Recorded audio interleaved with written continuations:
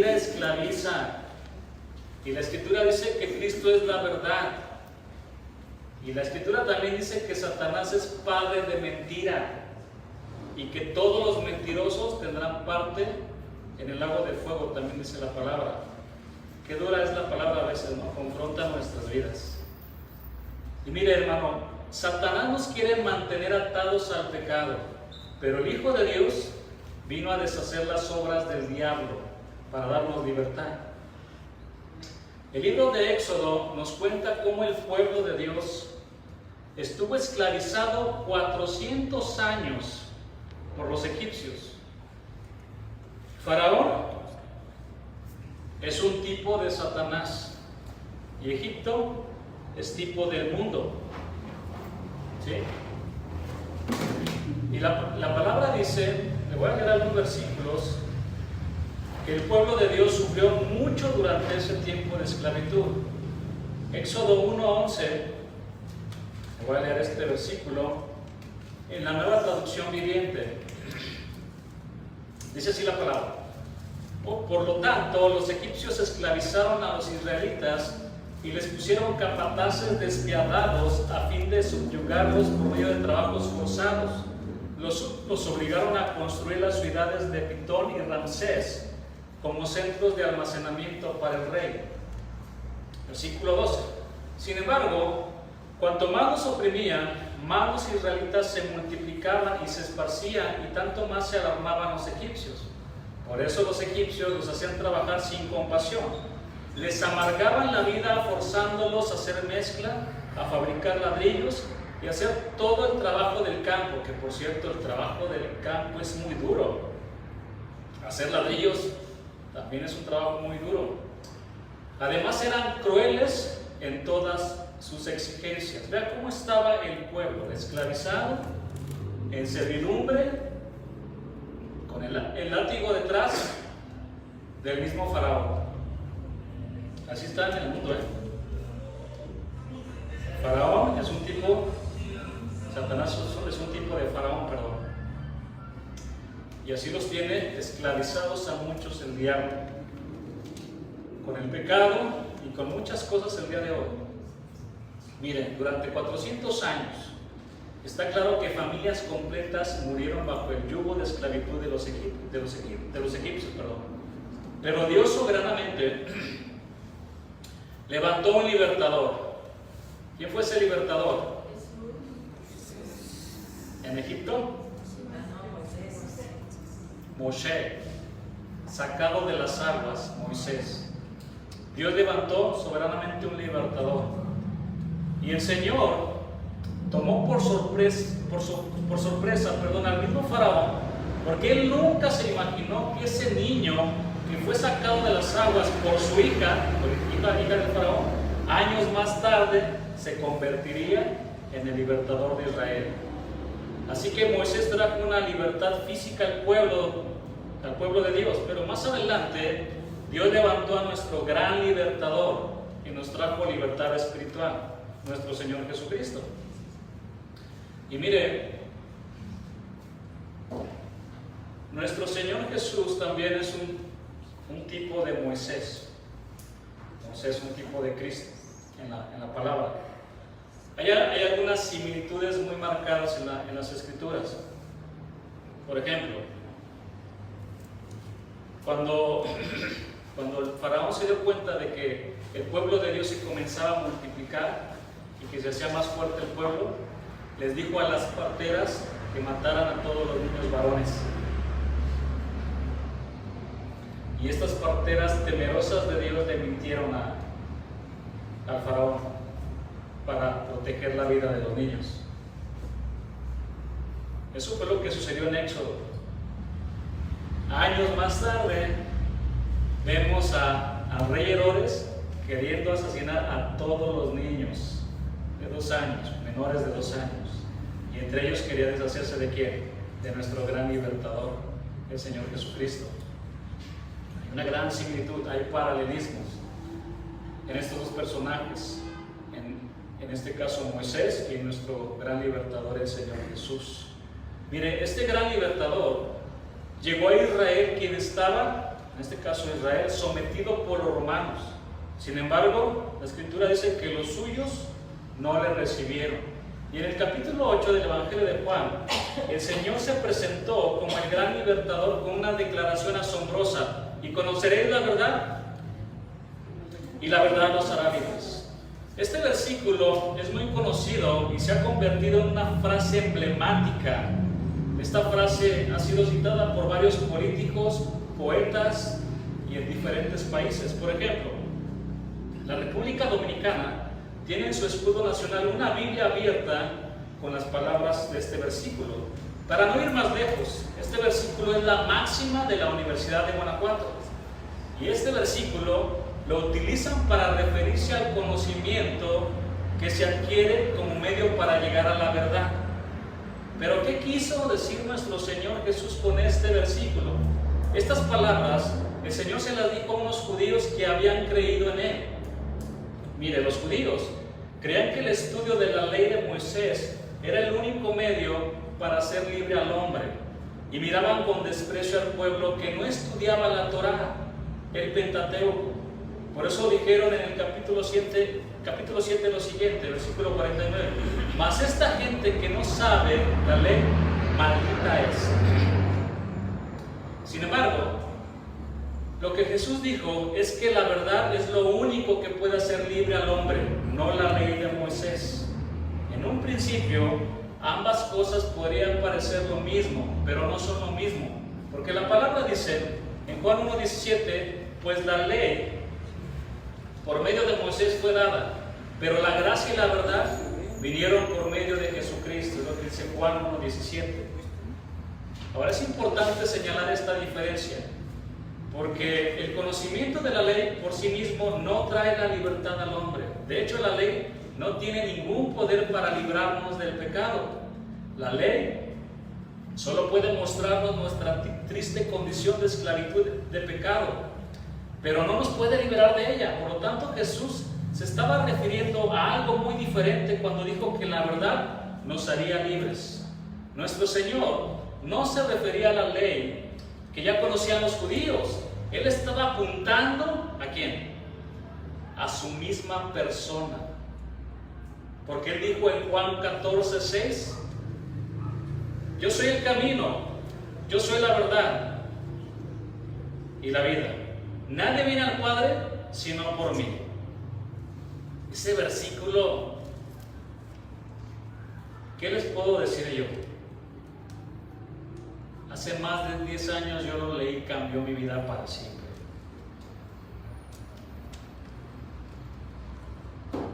Lo he contado en algunas ocasiones, pero en un momento de crisis, de confusión, pude ir a mi Biblia católica. Honestamente me acerqué a Dios y le pregunté: Dios, yo sé que hay muchas religiones en el mundo. Dime cuál de esas religiones tiene la verdad, porque algunos se jactan de tener la verdad. Muchas religiones se jactan de tener la verdad y se cree la última coca del desierto o la última fresa de Irapuato, ¿no?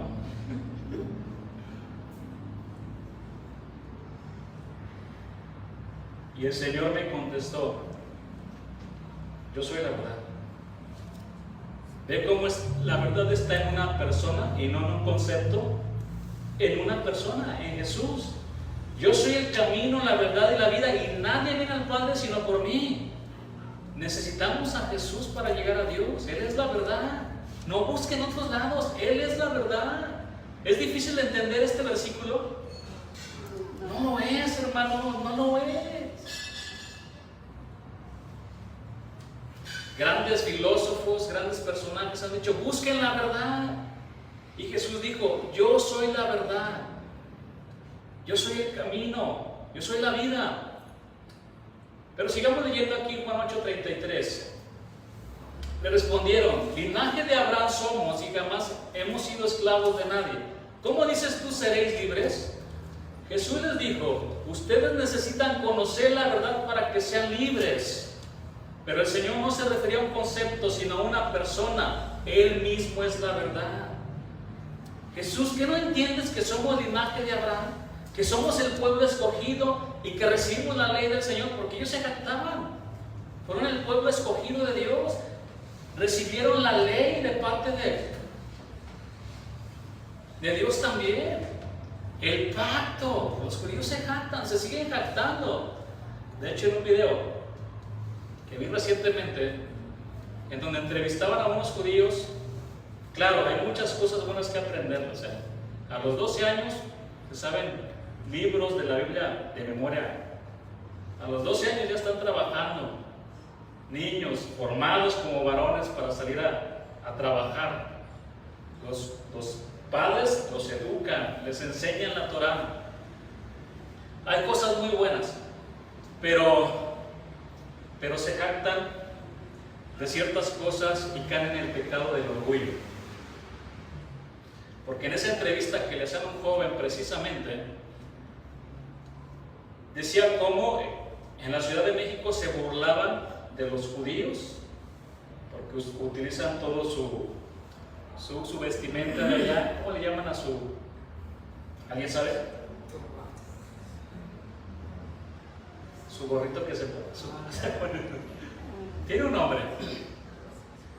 Todos lo reconocen, en cualquier país los pueden reconocer. Y dice, mira, a veces nos insultan, nos dicen, regrésense a Israel y... En fin. Pero este joven le contestó, mira, le estaba diciendo a este señor, pero a nosotros nos reconocen en todo el mundo. Decía, pero a estos mexicanos en ningún lado lo reconocen. Se jactan también.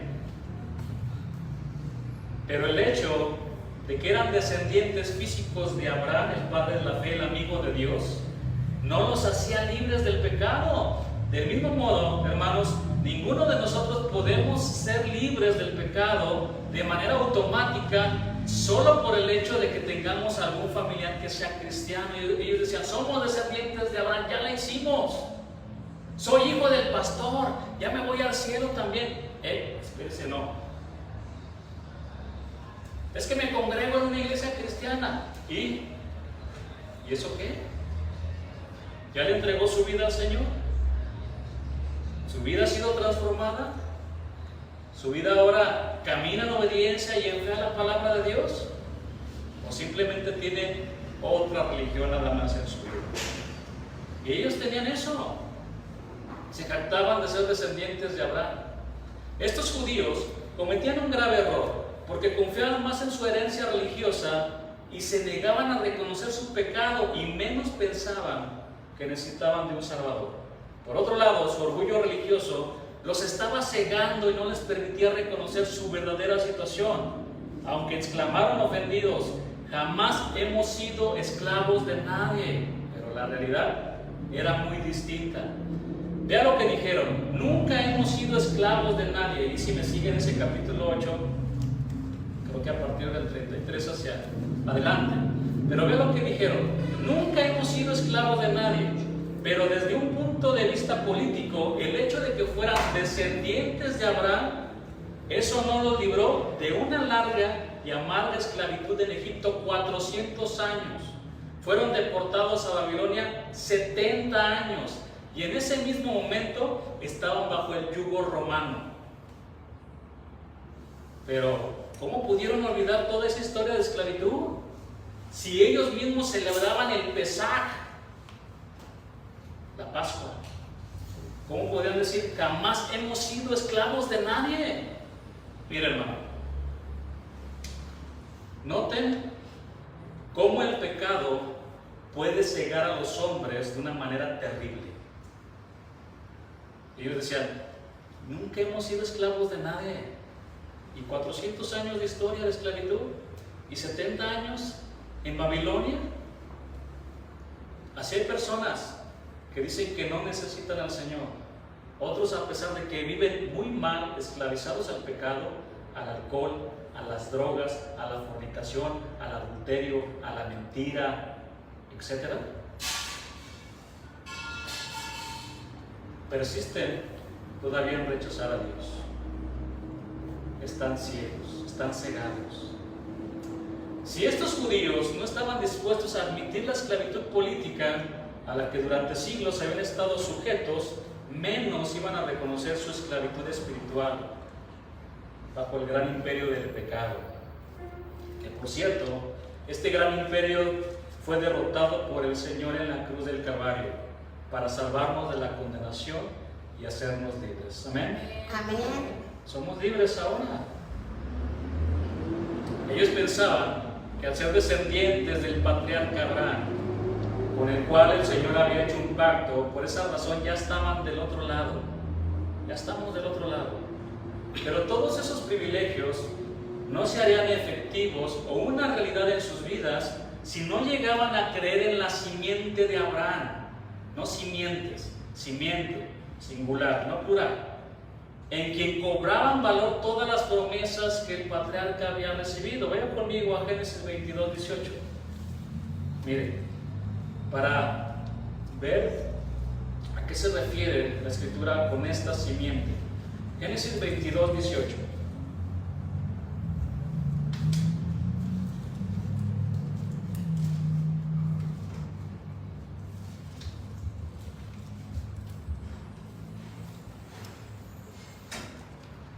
En tu simiente serán benditas todas las naciones de la tierra por cuanto obedeciste a mi voz.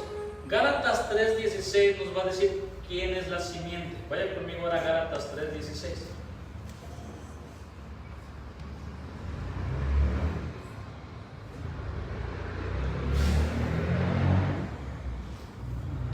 Les leo el versículo. Ahora bien, a Abraham fueron hechas las promesas y a su simiente. No dice y a las simientes, como si hablase de muchos, sino como de uno, y a tu simiente, la cual es Cristo.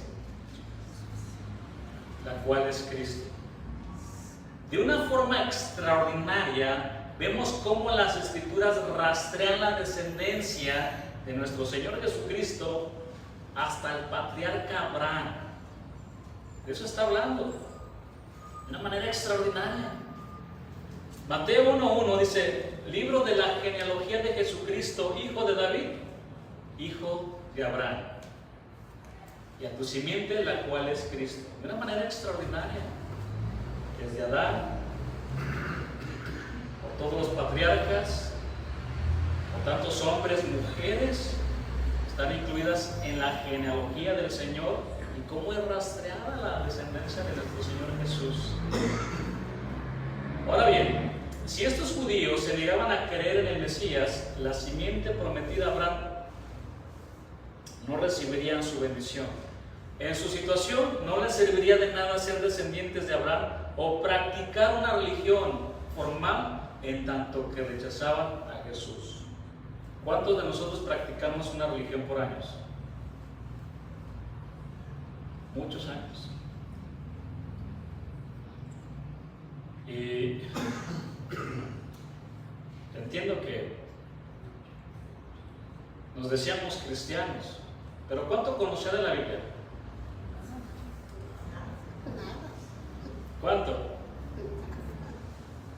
Le daban una embarrada nada más ahí. Y ya después decía, vamos a darnos la paz, ¿verdad? Un versiculito por ahí y nada más. Pero ahora estamos conociendo la palabra del Señor, la verdad de Dios que nos ha hecho libres. Y Jesús es el Logos, es la palabra.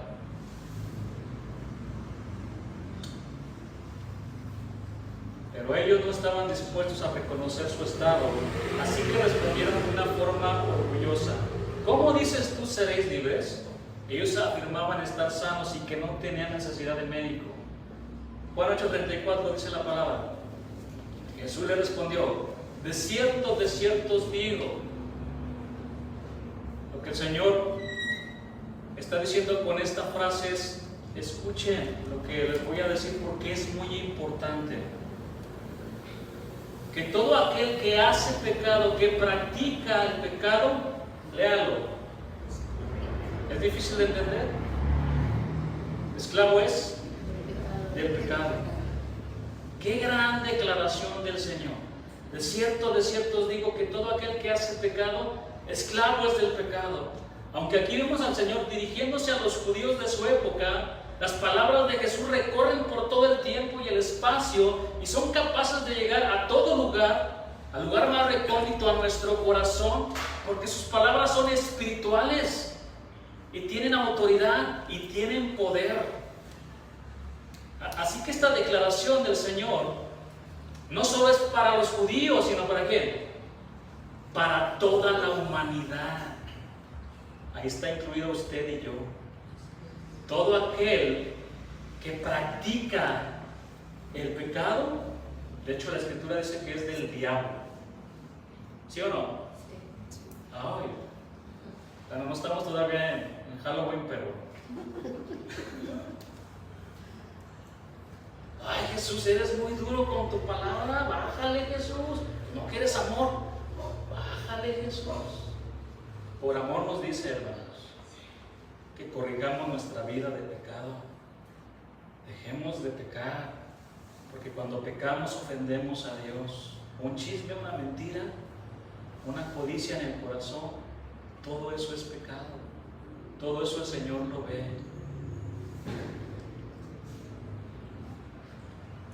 Todo el que comete pecado, esclavo es del pecado.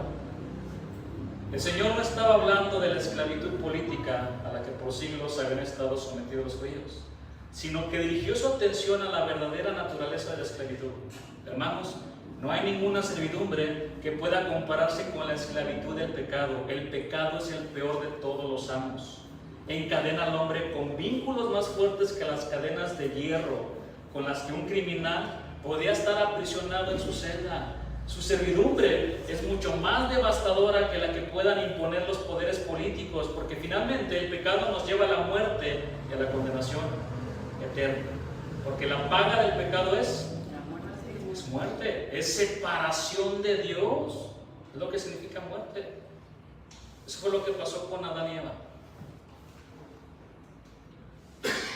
Van a morir. Si desobedecen mi mandamiento, van a morir Adán y Eva. Y no murieron físicamente, murieron espiritualmente. Y bueno, también trajo la muerte física, porque ellos eran seres pues, como Dios, sin pecado. De hecho, ellos estaban en el huerto de Edén, y el huerto de Edén era una extensión grandísima. Era grandísima. Algunos historiadores eruditos han tratado de localizar el huerto de Edén o el Edén, porque una cosa es el huerto y otra cosa es el Edén. Ellos fueron colocados en el huerto, pero prácticamente yo puedo decir que eran tan inmortales y tenían cierto poder que podían moverse de una manera muy rápida en todo ese territorio que el Señor les dio para que cuidaran. No eran como nosotros. Ahí cayeron ellos. Ahí entró el pecado y fuimos afectados todos. Pero miren, aún hay hombres que no están dispuestos a reconocer su esclavitud. No admiten que el pecado los ha vencido y que no pueden liberarse de él, que viven como esclavos de sus deseos, de sus deleites diversos, que no pueden librarse de su yugo. No quieren aceptar que cada nuevo pecado que cometen se convierte en la causa de otros, de tal manera que su poder aumenta cada vez más sobre ellos, hasta el punto en que llegan a vivir cada vez más para satisfacer sus deseos pecaminosos, y lejos de librarse de ellos, su poder cada vez los oprime más y más. ¿Sí o no?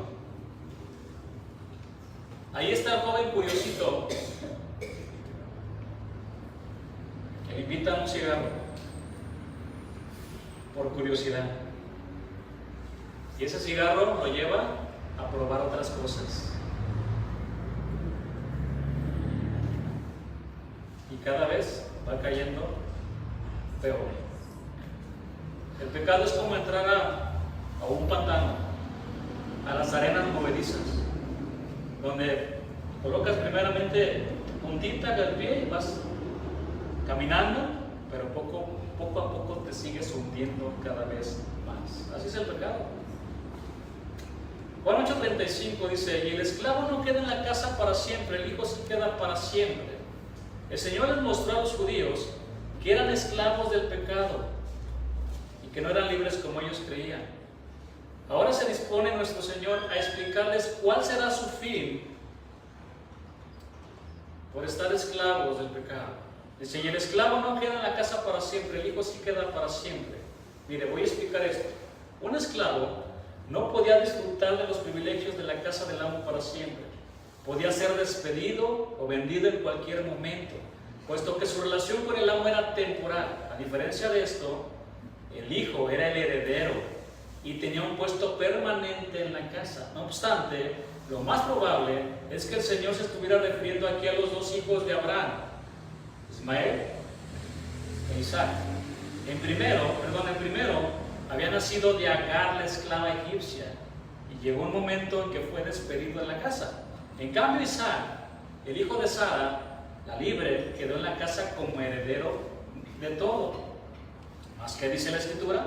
Echa fuera a la esclava y a su hijo, porque no heredará el hijo de la esclava con el hijo de la libre.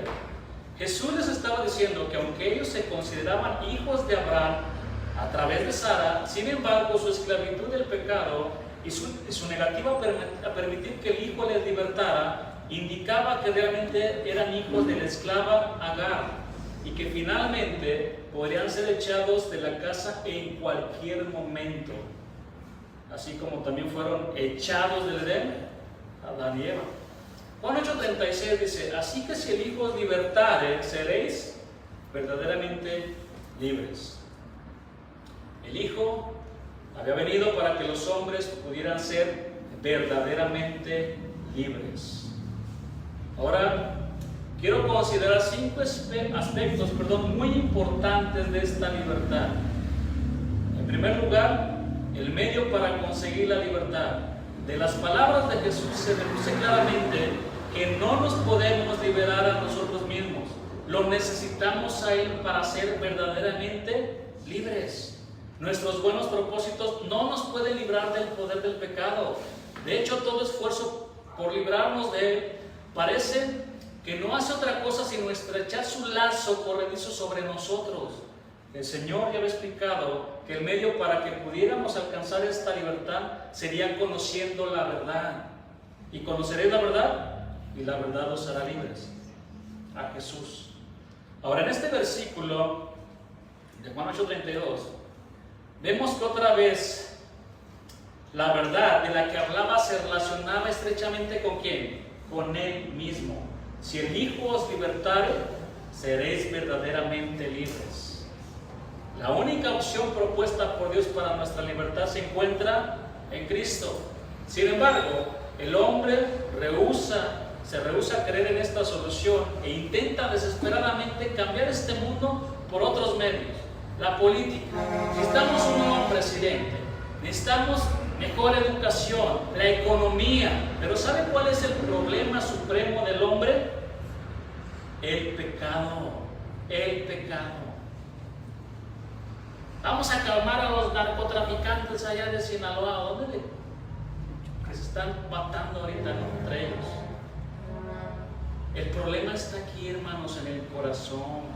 De aquí salen las mentiras, los adulterios, de aquí sale mucha cosa muy fea. De aquí lastimamos a nuestros hermanos, a nuestros familiares, a tantas cosas muy feas, muy feas.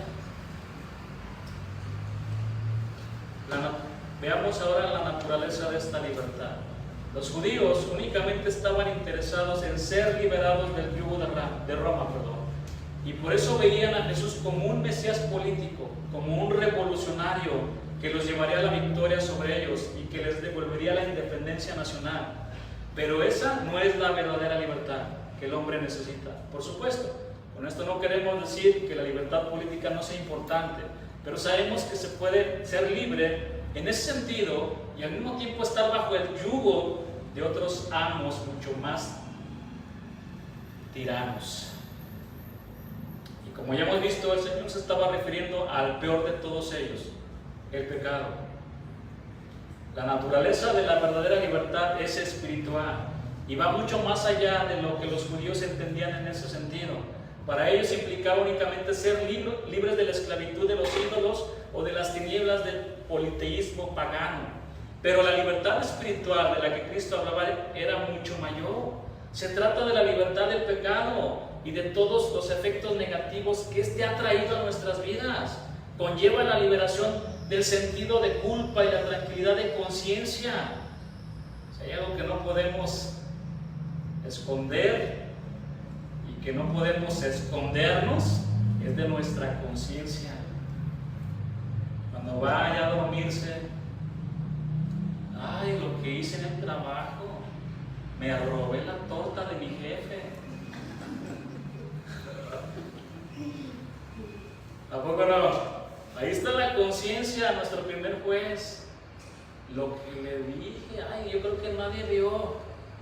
Ay, amigo, amiguito, amigo, nadie vio. Dios nos ve todo tiempo. Ya lo he explicado. Dios conoce absolutamente todo lo que piensa, todo lo que dice, todo lo que escucha y todo lo que hace. Él es Dios, por eso es Dios.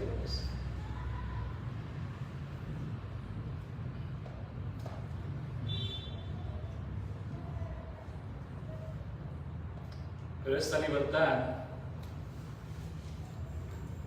que tenemos en el Señor nos libera del sentido de culpa, nos regenera por medio de su Espíritu Santo para ser nuevas criaturas que viven en santidad, libres de la dominación del pecado. Número 3, la forma en la que Cristo consigue esta libertad. El término redimir hacía referencia al pago que era necesario para liberar a una persona de la esclavitud. En el Antiguo Testamento, la figura del Redentor se asociaba constantemente con Jehová. Y aquí vemos que es el Hijo que libera a todos aquellos que creen en Él, en Jesús. Y en cuanto al precio que iba a pagar para llevar a cabo tal liberación, sería nada más y nada menos que su propia sangre.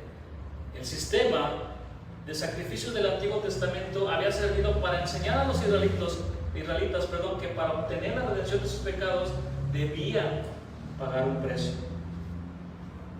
Así el sacrificio de cada animal con su sangre derramada sobre el altar anticipaban simbólicamente el precio que Cristo iba a pagar plenamente con su muerte en la cruz.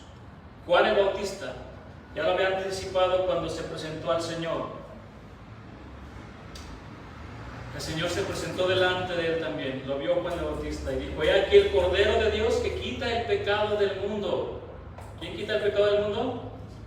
El Cordero de Dios. Él, únicamente Él. De este modo Cristo ha conseguido nuestra plena redención. En Cristo tenemos redención por su sangre, el perdón de pecados según las riquezas de su gracia, lo que dice la palabra. Número 4, los resultados de esta libertad. En primer lugar, está claro que hemos sido liberados del pecado para no seguir viviendo en él. Él nos salvó de nuestros pecados, no en nuestros pecados. Porque muchos piensan: ya hice la oración, repetí una oración de fe y ya soy salvo. Pero siguen viviendo como el anticristo allá afuera. Y algunos se dicen cristianos, pero andan allá de parrandas y haciendo todo lo que quieren. No, hermanos, no. La sangre del Cordero de Dios es tan preciosa, tan valiosa, que muchos la andan pisoteando allá afuera. ¡Qué terrible! ¡Qué terrible! Preciosa sangre.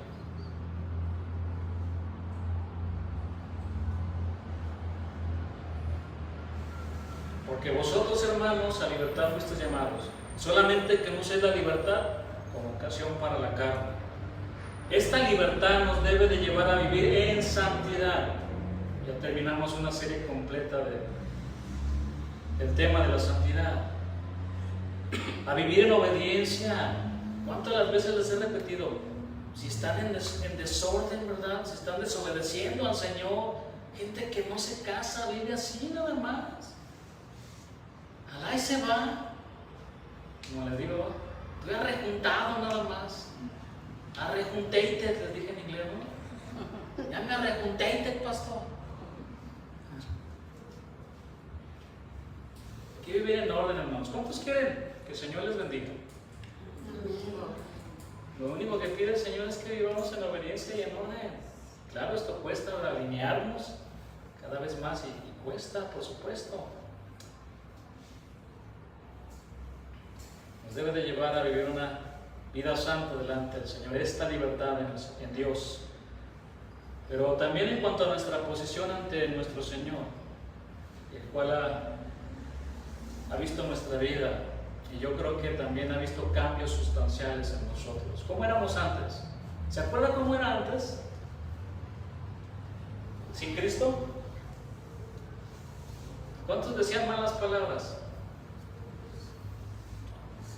¿Cuántos andaban en las fiestas y vámonos y ay?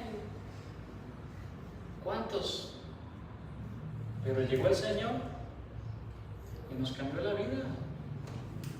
De modo que si alguno está en Cristo, nueva criatura es, las cosas viejas pasaron aquí, todas son hechas nuevas, cosas nuevas, vida nueva, hombre nuevo, con un corazón diferente, con un corazón que ama a Dios, que ama la palabra.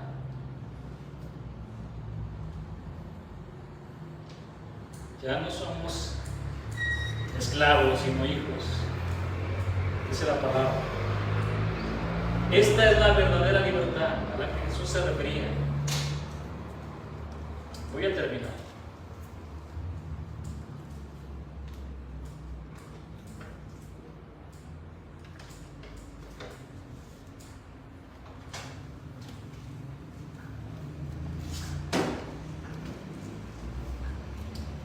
Si usted conoce su palabra, la Biblia, en este capítulo 8 comienza una historia maravillosa de una mujer pecadora. La Escritura dice que el Señor estaba en el templo y se sentó a enseñarles, que era la posición que tomaban los grandes rabinos, y todo el pueblo vino a él. Y de repente llegaron los escribas y los fariseos y pusieron en medio a una mujer. Imaginen la escena, de gran maestro enseñando a todo el pueblo, y en medio le trajeron a una mujer a la cual encontraron en el mismo acto de adulterio. Y ahí estaba el Señor Jesús. Se la presentaron.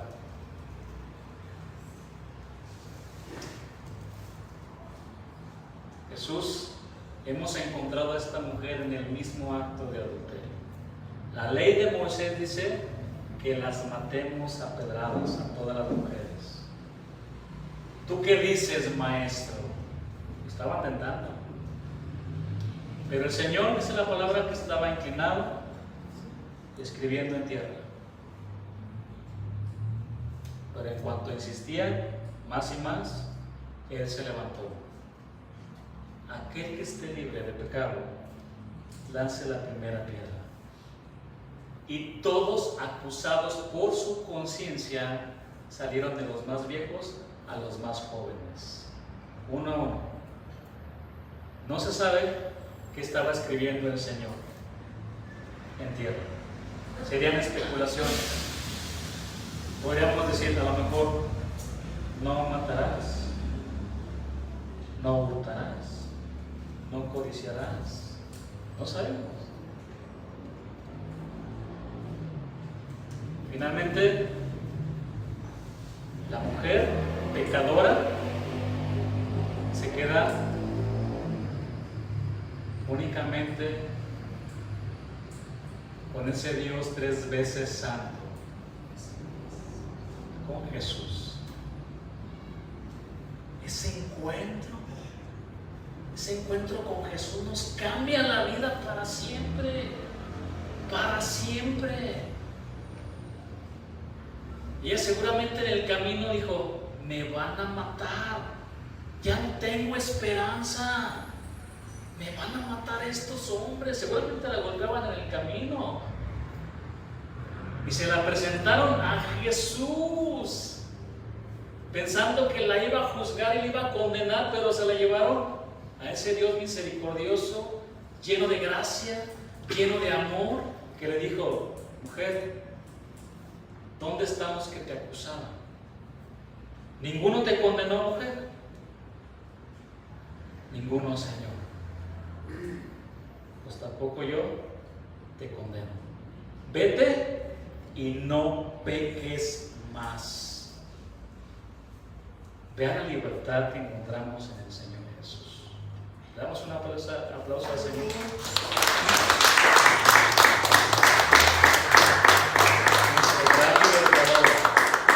¿Sabe quién estaba o quiénes estaban en esa mujer? Todos nosotros, hermanos. El único que podía lanzar la piedra era el Señor Jesús. Y la manera de matar a las personas no era así, no. Entre todos tomaban las piedras, ¿verdad? Y les lanzaban, pero también al final se ponían a cierta distancia, a una altura, y les dejaban caer una piedra aquí en el pecho para matarlos. Ese era el método para matarlos. Y el Señor no lanzó la piedra. Qué grande es nuestra libertad, nuestro Señor Jesús. Hermanos, Él quiere que vivamos en libertad. Ya no siga esclavizado a ese pecado. Ya no siga. Es que no puedo. Más bien es que no quiere, ¿verdad? Porque hay un problema de voluntad. Claro que podemos. Me aparece una imagen ahí, o le llega a su celular, ahorita con todo lo que está pasando, ¿no? Recomendaciones, videos. No le pique ahí, ¿verdad? Pues es que de ahí salió y no le pique, o sea, es cuestión de tomar una decisión también. Pero ahí estamos, ¿verdad? Y así nos quiere ver el diablo, así nos quiere ver, hundidos en el pecado. Pero el Señor vino a deshacer las obras del diablo y a darnos libertad. Amén. Vamos a ponernos en nuestros pies para darle gracias al Señor. Estamos en el mes patrio, en el mes de la